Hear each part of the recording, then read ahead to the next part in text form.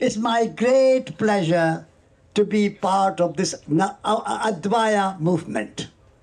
Before I start talking, I would like a short meditation. Please put your both feet on the floor, or you are sitting on the floor, you are already fine. Just relax yourself. Bring your right hand in front of you and see the whole world in your right hand. Your right hand cannot exist without the earth, air, fire, water, sun, moon, ancestors, evolution. Everything comes in this hand. Just look at the whole world in your hand.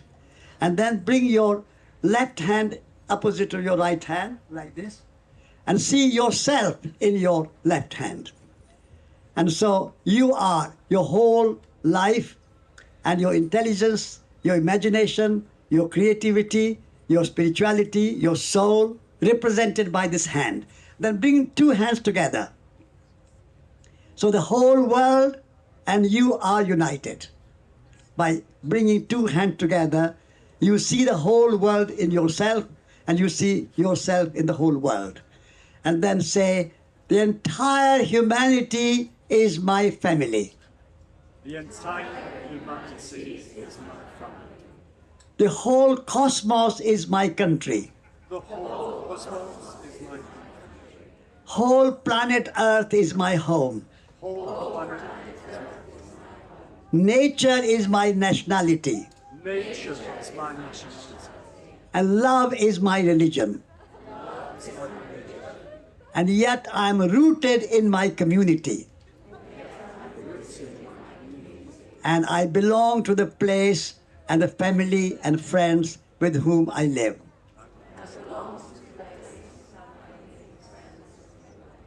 Thank you. Thank you. This talk is titled as Walking Your Talk. Now, we are all interested to see a beautiful world emerging. But where do you start? The world is in you. So you start from yourself. Walking the talk is to be the kind of person you want to be. And you are not going to be tomorrow. Your journey will not start tomorrow. Your journey starts today. Your journey starts this moment. Your pilgrimage starts in this moment.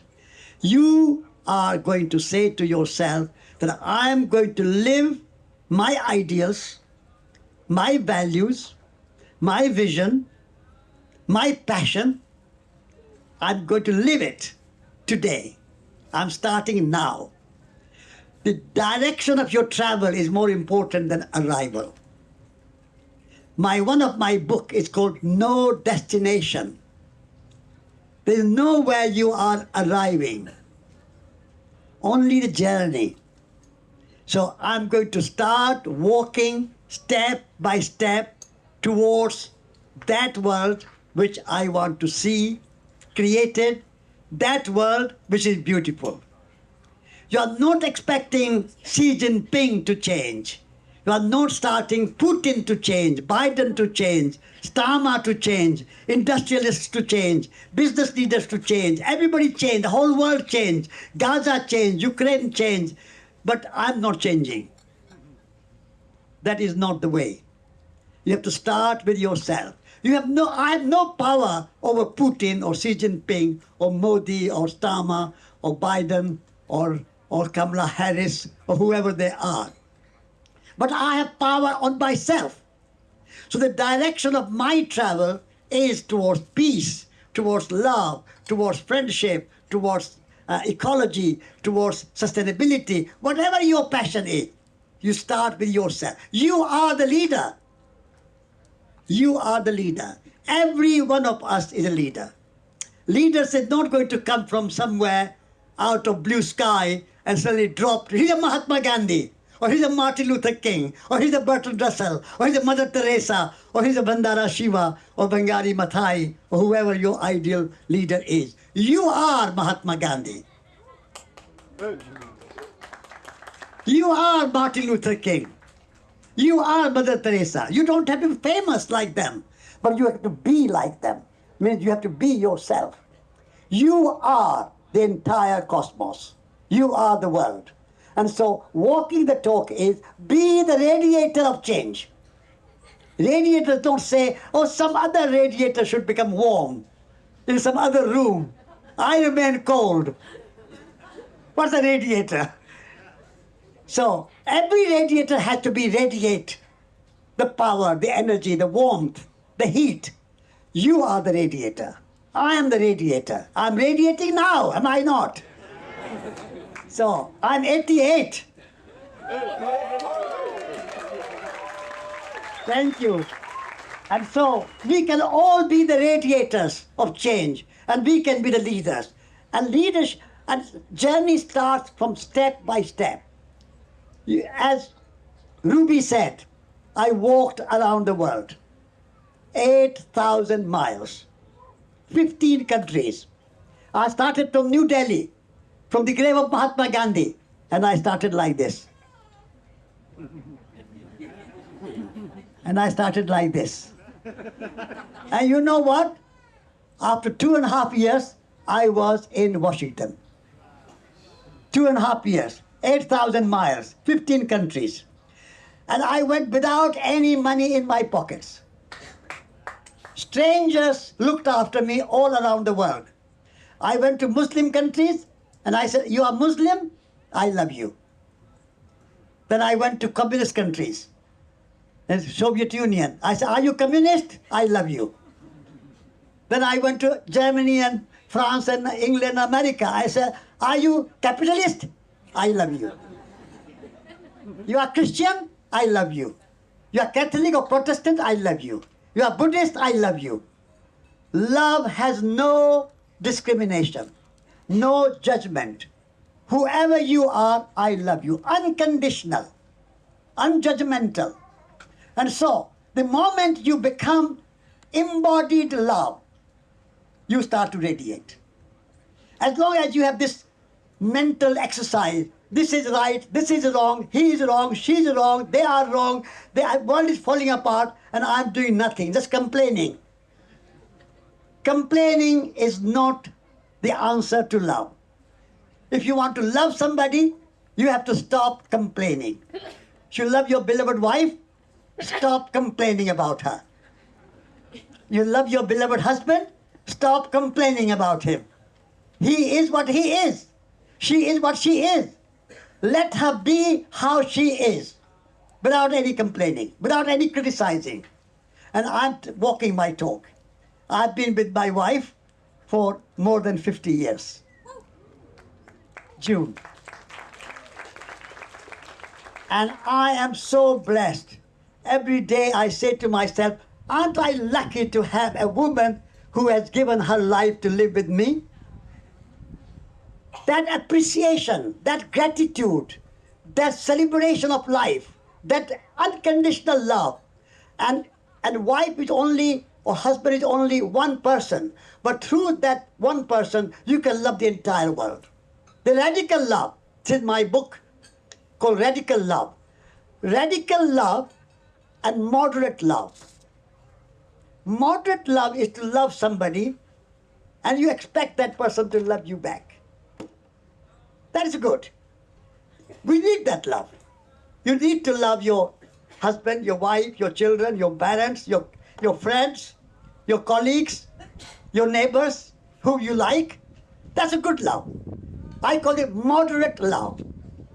Moderate love is good. Everyday love. Like a bread and butter. You do it. But radical love is to go a step further. And love even those with whom you don't agree. Can you do that? Even those who you don't like. Even those who will not respond back and love you back. Even when they don't love you back, you still love them. They need your love even more than those who love you back. So that's a radical love. And that love is not easy. It's easy to love, moderate love, somebody you like, somebody you appreciate, somebody you agree with, somebody who loves you back. That's a good. And that's everyday love, be good. But it's very hard to love somebody you don't like. And that is where the radical love comes in. That you have to open your heart. You open your heart, open your mind, open your consciousness and say, I am going to love everyone. Whoever you are, I will love you. And then we, as I said in our meditation, the whole cosmos becomes our country. Then I can be an Indian, you can be a British or American or Chinese or whatever, doesn't matter. But before that, whole cosmos is our country, whole planet is our home. Then we are rooted in our community, then we are rooted in our family. Yes, the community and the family are the intimate, and the cosmos is the ultimate. Individual and global combining together. I'm an individual and I'm part of the global. I'm evolution. The whole billions of years of evolution is embodied in me. I was there at the time of the Big Bang. Do you know? You were there too with me. We were together at the time of Big Bang in the form of energy, in the form of gas. And out of that energy and gas, and I call gas is matter and energy is spirit. So scientist language say gas and matter, gas and energy. I say in the beginning of the time there was a spirit and matter. Matter and spirit. They are the two things which were the origin, matter and spirit. And then matter and spirit together created the whole cosmos, the whole universe. The stars, the moons, the mountains, the oceans, the rivers, the forests, the animals, the birds, the humans, everything created from those two basic elements, energy and gas, matter and spirit. So you are that. So if you have that cosmic mind, then you can be the radiator. That is the way to walking your talk, being the change that you want to see in the world. Now, this does not mean that you have to become perfect. It does not mean that we have to be completely 100% love and no anger and no fear and no anxiety and nothing. Because we are humans. Our part of our being is a little bit of anxiety, a little bit of anger, a little bit of fear, a little bit of complaining even. Although I say don't complain. But a little bit of, okay. But the direction of your travel has to be from anger to love, from fear to trust, from anxiety to hope. Direction of travel is more important in walking the talk. Which way are you traveling? Are you traveling from love to hate or from hate to love? This is all you have to decide. I'm going to travel from hate to love. If that you can decide, then you are walking your talk. You are practicing what you are preaching. You are practicing what you're believing, your passion. And then, in that walking the talk, you have to see the world in a holistic manner. Holistic, everything is connected. Everything is related. There's no separation. You cannot find a single atom existing by itself. Go and find me one electron existing by itself. Go and find me one proton existing itself. Go and find me one individual who is existing by himself or herself. Our body itself is a community of billions and trillions of bacteria. And our body is made of sun, moon, earth, air, fire. Our body cannot exist by itself. So no existence by itself. Everything is connected.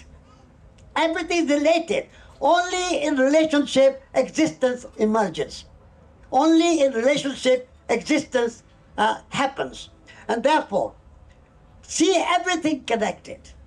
Nothing separate. Everything is connected. And so I say a new trinity of the connection. Soil, soul, and society. So first and foremost, our connection with the natural world. Our old paradigm of thinking is that nature is separate and humans are separate. Nature is out there, those trees and those birds and those hills and those rivers and those lakes and those birds are nature. We humans are not nature. That's the first disconnection that we have in our modern world. So the word human, you know the root word of human is humus. How many people know what humus means? Humus means soil. So human beings are soil beings. Can you get it? Human beings are soil beings. We are made of soil. The delicious food you ate this afternoon for your lunch was made of soil. The bananas, the oranges, the apples, the strawberries, the raspberries, the mangoes, the lovely bread, and the papayas and the apples are all made of soil.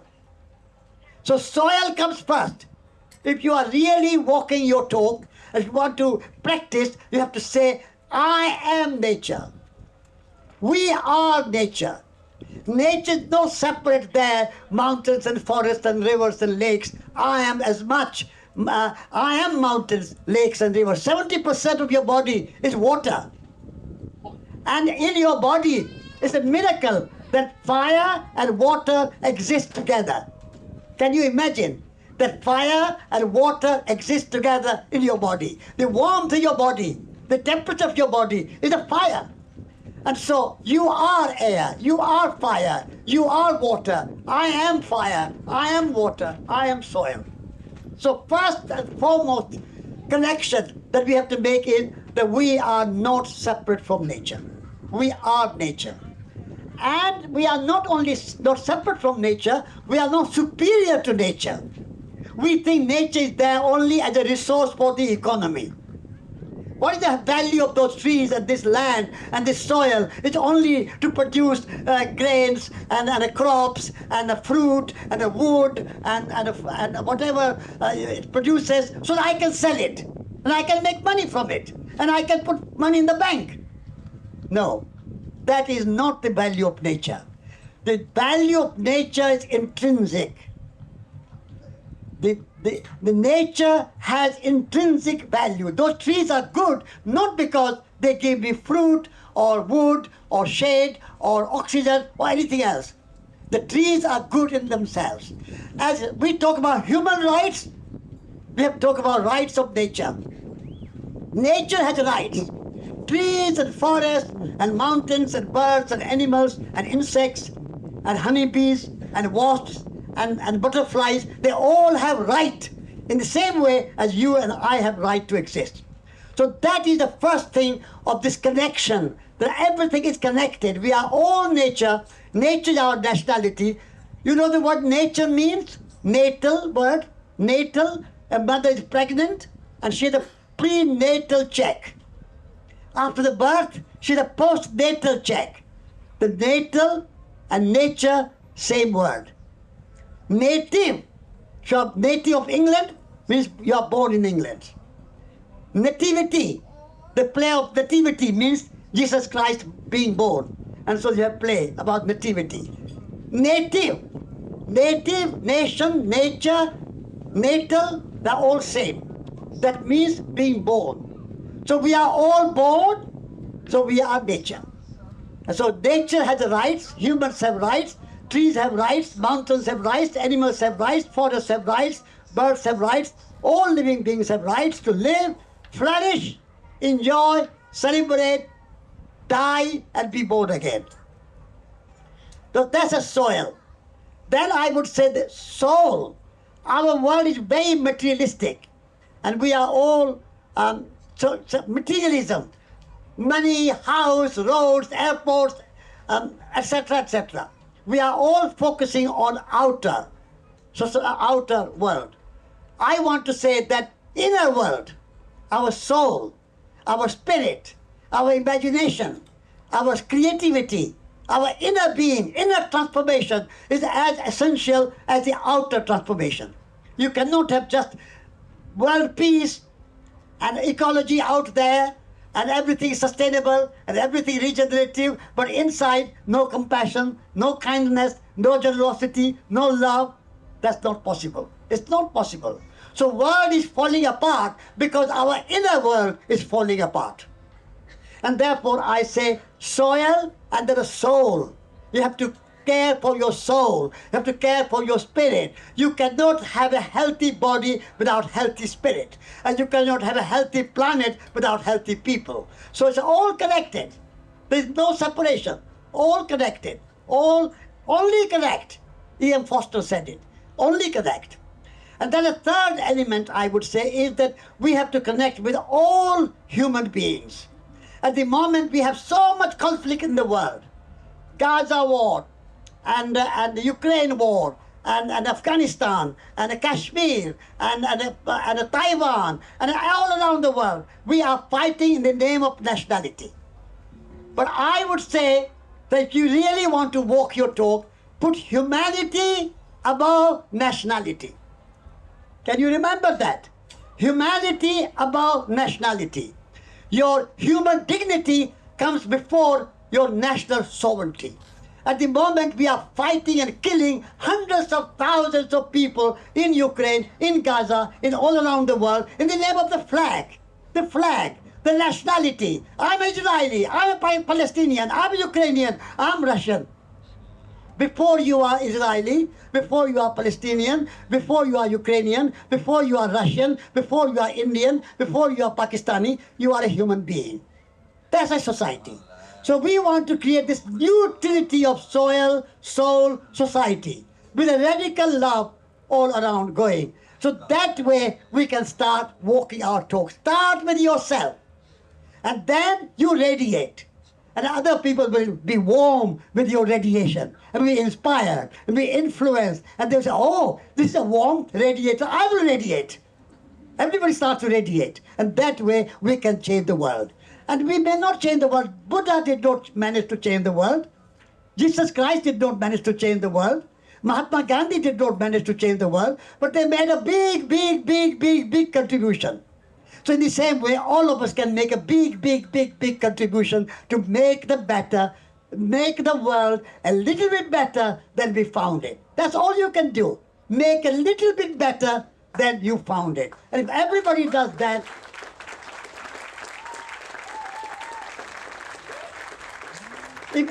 all of us do that, then the world will be a better place. The world is not in our control. The results are not in our control. The outcome is not in our control. But walking the talk and being the change that we want to see in the world and radiating that love and change in ourselves is in our control. And we can do it, whatever the result. That's the walking the talk. Thank you. Thank you. Thank you. I've spoken less than half an hour. So that's enough. Now let's have some questions. Thank you, Satish. It seems that walking the talk can sometimes be tiring, and it kind of amazes me how much energy you have. So I wanted to ask, like, when you get tired, how do you maintain your energy? How do you have the energy to do so much? Yeah. Okay. One thing which dissipates your energy is worrying. When you worry about things, worry about yourself, worry about your family, worry about your finance, worry about your job, worry about other people not very nice to you. Worry. That dissipates your energy. I'm 88, I have energy, I don't worry about anything. I don't worry. Life will take its own course. I'll do my best. I'll cook my food. I'll do the garden. I'll go for a walk. I'll go to bed. I will come to speak to you. I'll do everything, but I'll don't worry. Even I was not worried. What am I going to say this afternoon? I didn't worry. I'll just stand there and let the spirit come through me. So if you want energy, my dear friend, just stop worrying. Stop worrying. That's all. Thank you. That question there. Hi, Satish. It's lovely to see you and everyone here. Two things. One is that I think "I will radiate" is the most magnificent affirmation to tell yourself as soon as you become conscious in the morning. lots of time, so I'll be doing that instead of one of my others. The other one is, you've spoken before about your relationship and your practices, your routines, and the way of life with your wife, and I wondered if you could share a little bit of that more to remind me and share with the group. Okay, no, thank you very much. Radiating is wonderful, and that's what I want to hear, what you just said. The relations with my wife, I'm very, very grateful to my wife.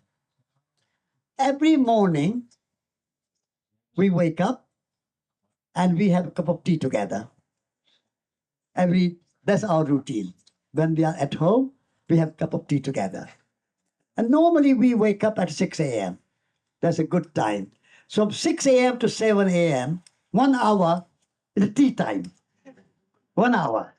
Please don't rush your tea. Huh? Yes, yes, yes, yes. So first we have a tea together. Then we read together. June and I have been reading together for 51 years. And we have read Zen, Art of Archery, Zen, Art of Making Tea. We have read Tagore, we have read Shakespeare, we have read William Blake, we have read W.B. Yeats, we have read Rumi, we have read Hafiz. Every day we read poetry. At the moment, we are reading Hafiz. How many of you have heard of Hafiz? Wonderful. Many of you have heard. One of his books, there are two books at the moment I have, small one, short one, Penguin. One is called God Laughing. Tremendous humor, and tremendous simplicity. Hafiz. And the other book is called Subject Tonight is Love. Subject Tonight is Love. And he says in the poem, subject tomorrow night is also love. And subject night after that, also love. There is no subject better than the love. So every night is a subject is love. So Hafiz and many others. So that's a wonderful way that we do together. Reading something profound, something spiritual, something deep, something uplifting, reading together and meditating together is a wonderful. And my wife is a great follower of Thich Nhat Hanh. She goes to Plum Village. So she comes back with lots of good meditative lessons for me. And then we walk together. We are very fortunate to live by the sea, Atlantic, in Lord's Devon, Heartland Village.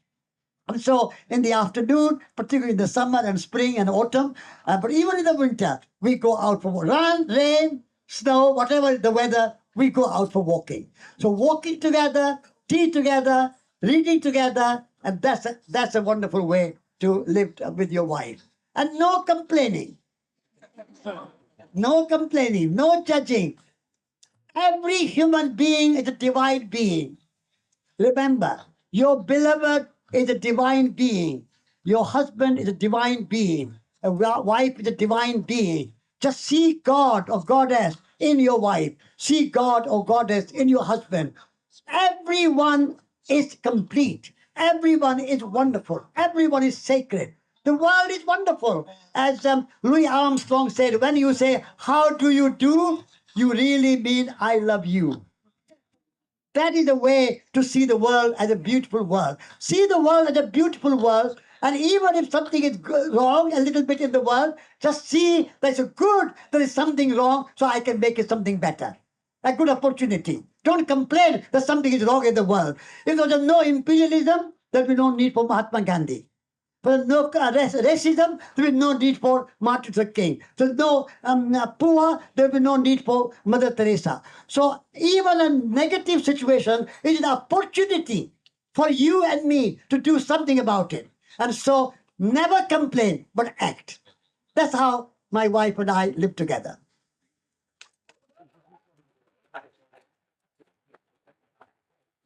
Next question. Yes, here. Microphone. Hi, hello. Sorry. Hello, I have the microphone. I Okay. promise I'll pass it over. Where are you? I'm here, Satish. I'm here. Oh, here, there. Okay. Hello. Okay, please ask. Yeah. My question is, what tools and practices can you give us to help love people we really don't like? Yeah. Okay. So I have already said, dear friend, when you don't like somebody, see that even that person has a little bit of good in him or her. Little good. Maybe a big bad, but a little good. You know, Leonard Cohen's song, a little crack in the pot, and that's where the light gets in. So even look in that person you don't like, a little crack, a little bit of goodness somewhere, and enlarge that and say, through this crack I will get the light in. Through this little goodness I will enter. Your big palace, like a Buckingham Palace, but there's a door in that palace, small door in a big wall. You don't bang your head against the wall. You go through that little door, a little window, a little crack in that bad person. So, whoever it is, whoever in the world you find, there is always a little crack there, and light will get in through there. So look for that smallness, small, nice, good thing in that person you don't like, and enter through that, and don't worry about the rest.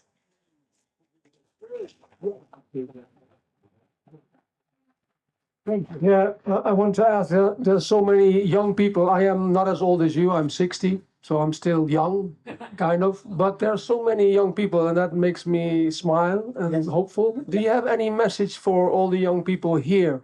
Yes, yes.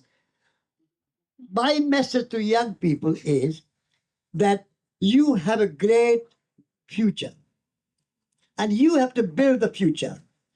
Whatever we have done the past generation, global warming, climate change, wars, conflicts, past is past. You can build a new future. And so I want young people to take responsibility of leadership. They are the leaders. Responsibility and leadership, and say, although I have inherited global warming, I have inherited climate change, I have inherited the wars and conflicts, I have inherited all these conflicts and divisions in the world, but I am going to start changing that and healing the hearts of humanity. I will be the healer. Young people can be the healers. Look at Greta Thunberg. She is a young person. There are thousands of young people in the schools are marching Friday for the future. And that's the kind of good leadership of young people. So young people, you have the great opportunity, life in front of you. When I was young, I was 26, and I read story in a newspaper that Bertrand Russell, at age 90, was put in jail because he was protesting against the nuclear bomb. And I said to myself, I'm 26 years old, young man. He's a man of 90, going to jail for peace in the world. What am I doing? Young man, sitting here drinking coffee. I must do something. And so I took that responsibility and I started to walk for peace in the world. And I went to Moscow, Paris, London, Washington with a tea packet. And I said to these four leaders in the Kremlin, in the White House, that when you get a mad thought of pressing the nuclear button, have a cup of tea.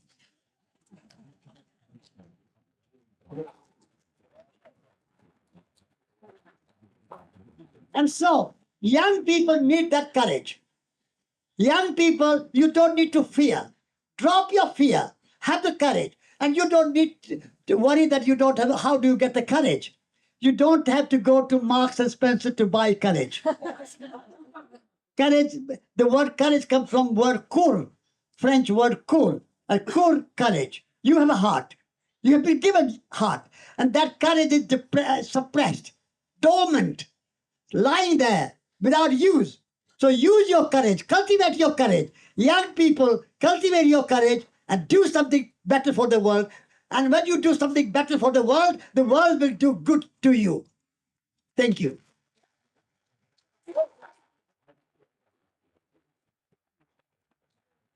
Next question, please. Hey Satish, my name is Yasha. Thank you for sharing all that wisdom with us. I have a question because you talked about people also being in deep pain, for example, in Gaza right now. And while all the teachings about radiating and practicing radical love resonate a lot with me in my situation, how do you address someone who has just lost their family or has been a victim of rape or so to, come back to that place? Yes. Thank you. Although the war in Gaza, for example, and also Ukraine, one can always say who is to be blamed. And of course, Israel is the kind of more powerful, and Palestinians are a bit weaker, underdogs. So you can always complain about the more powerful person or powerful society or powerful country, more bigger army suppressing the small. But power of non-violence is greater than the power of tanks and bombs and all the drones and all the other weapons. So I would say that whoever you are, Israelis, Palestinians, Ukrainians, Russians, whoever you are, your pain can be healed only through love and non-violence. If Hamas says, we are renouncing violence, we are not going to use violence anymore, there'll be a courageous step to take, like Mahatma Gandhi, like Martin Luther King, non-violent resistance. The whole world will be more sympathetic, even more sympathetic than it is today.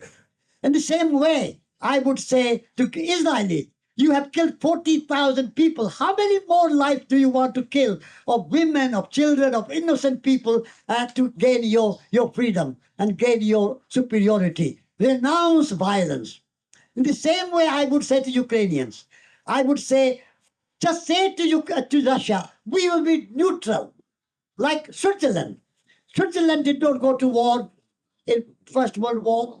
Switzerland did not go to war in Second World War. Switzerland was out of Vietnam War, out of Iraq War, out of Afghanistan War, any war. And not a member of NATO.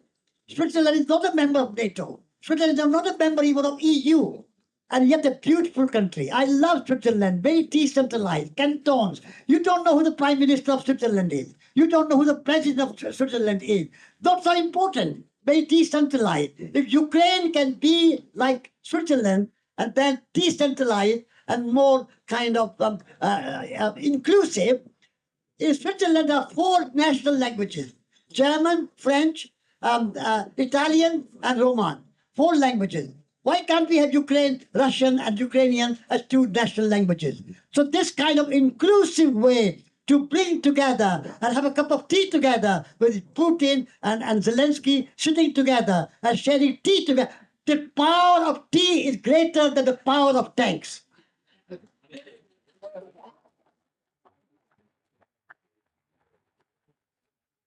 So that's the way to heal the pain and the suffering of Ukraine and Gaza and so on. Thank you.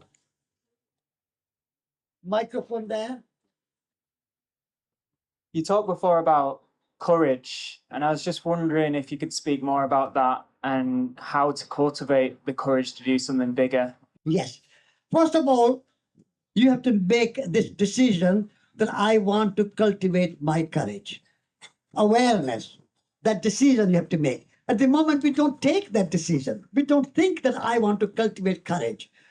So first thing you say, I'm going to be courageous. I'm going to cultivate my courage. Number 2, you have to ask, what am I afraid of? What am I afraid of? What is to be feared? I went around the world walking without any money. I left the fear behind. I said, if I don't get food, I will fast. If I don't get shelter, I'll sleep under the stars.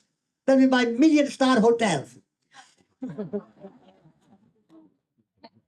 And if I die walking for peace, that is the best death that I can have. So no fear of hunger, no fear of homelessness, no fear of death, no fear of anything. You have to, courage you can cultivate by saying, you have everything you need to live. Everything. You have heart, you have mind, you have eyes, you have ears, you have imagination, you have creativity, you have 2 hands. With these 2 hands, you can grow food. With 2 hands, you can build a house. With 2 hands, you can write a book. With two hands, paint a Picasso picture, Guernica, or anything. With two hands, you have been given two hands. So you don't need anything. You are not dependent. The universe has given you everything you need. You have imagination. With your imagination, you can do anything.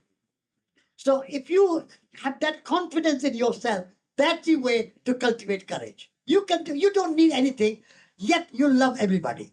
And you depend on everybody. You are related to everybody. But at the same time, you have been given a kind of self-reliance and a self-maintenance and self-sustainability. So that confidence you have to create. I can make right, good, do things good as I want. I don't need to worry about anything. No fear. Drop the fear, cultivate the courage.